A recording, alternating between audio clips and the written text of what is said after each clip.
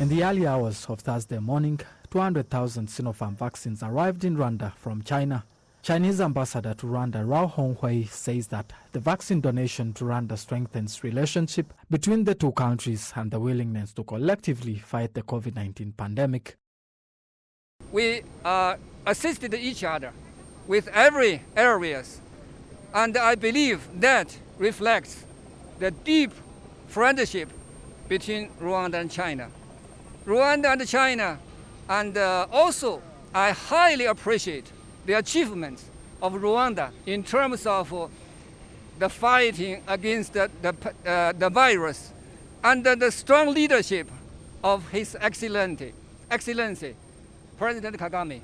And I'm confident Rwanda will conquer the virus at an early date.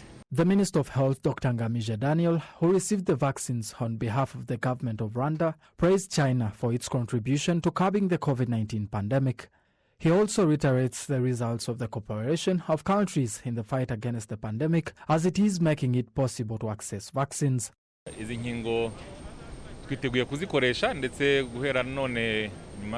are ready to use these vaccines, whereby immediately after here, they are going to be distributed to these 8 districts. We are happy because this allows us to get enough vaccines to vaccinate people most vulnerable to the pandemic. It is a good act of cooperation between the two countries. We have now reached those between the age of 30 and above, from the oldest that we started on, based on the availability of vaccines. We are now moving into the very youngest categories. The Minister of Health, Dr. Ngamije, also points out that the vaccination program is ongoing, as Rwanda has set a target to vaccinate at least 60% of its population by mid-next year.